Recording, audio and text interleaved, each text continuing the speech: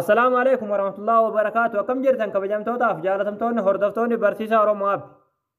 الحمد لله يعني نجاكوت نجيني في خنجر الله هنك وجادا باك جرتن مرس نجاو. دعوتوتن كي فيديو أراكن كيسات سيتينجي أو مكان هند كيسانو هذا تمام جوجلي كيسان رجلتني أوفر راتشفو قبضني يمكن أو في أوفر راجوتشو قبضني سنبرسيس.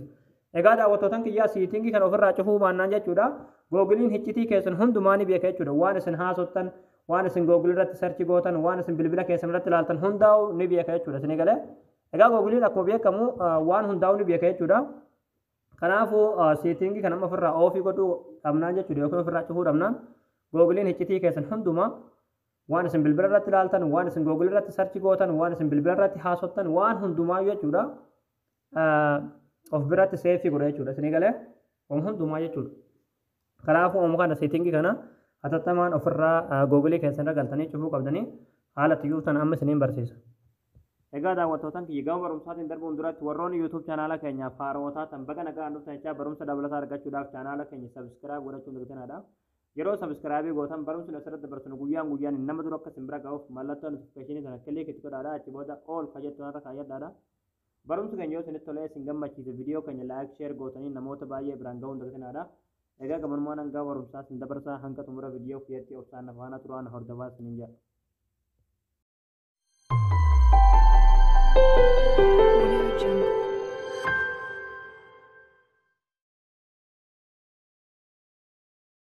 Hayya daawwattootaan kiyyaa siitingii googiliidhaa kan iccitii keessan of biratti histoorii irratti hundumaa of biratti seefii godhu kan ofirraa cufuudhaaf siitingii bilbila keessarra galtanii siitingii kanatti kilikni gootu achi booda asirra gadini gootu asirratti googil kajoon irratti kilikni gootu manage your google account kajoon kilikni gootu achi booda asirratti matarratti jechuudha waa hedduu isinii baasa asirratti data and privacy kajoon kilikni gootu achi booda kan as jalatti jechuudha web app activity kajoon kilikni gootu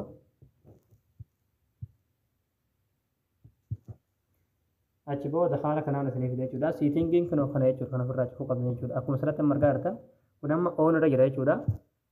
keessanis dhibbaan dhibbatti on irra jira jechuudha kanaafuu settingii kana ofirraa oofii gochuu qabdan jechuudha settingii kana ofirraa gochuu maannaan jechuudha dhaabnaan jechuudha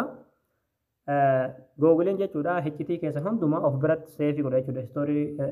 isarratti jechuudha isin galee waan isin sarchi gootan mukaalmaa isin haasottan waan isin sarchi gootanii bilbila irratti daawwattan hundumaa jechuudha googiliin kana keessatti seefii godha jechuudha isin galee kanaafuu ofirraa waan kana daruuritti amma kana jechuudha haala amma asirratti argaa jirtan kanaan oofii ofirraa gochuu qabdan jechuudha wanni amma oonii ta'a ofirratti kilik gootu achi booda haala kanaan isinii fida yeroo haala kanaan isinii fide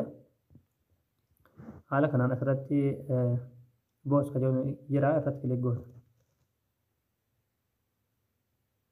achi booda kan amma haala asirratti margaa jirtan kanoo settingii kun oofii ta'ee jira jechuudha achi booda okay kilik gootan kalas private gootan jirtan hiccitii keessan hunda jechuudha isin galee googiliin waan tokko waan isin sarchi gootan waa'ee keessan hiccitii keessan booda seefii hin godhu jechuudha of biratti haala kanaan kun ammoo okay kilik gootu kun akkuma asirratti margaa jirtan silatti sun oonii turte amma kana oofii taate kalas buluqa goona jira jechuudha akka inni waa'ee keenya hin beekne yookiin waa'ee jawwaala irratti ilaallu yookiin waan hiccitii jawwaala keenya akka inni hin beekneef jechuudha. Ini galee haala kanaan ofirraa settingii kanaa cufuu qabdanii jechuudha hundi keessan oomu kana osoo yeroo itti hin qabne jechuudha. Egaa daawwattootaan kiyyaa isin galee jeetan abdii qabaa barnoonni keenya har'aadhaa asirratti raawwataa barumsa dabalataa argachuudhaaf viidiyoo keenya namni baay'een erga kan raafaatamu laayik sheer gootanii namoota baay'ee biraan ga'uun dagatanadha barumsa birootiin haga walitti deebinutti waan hordoftaniif galatooma.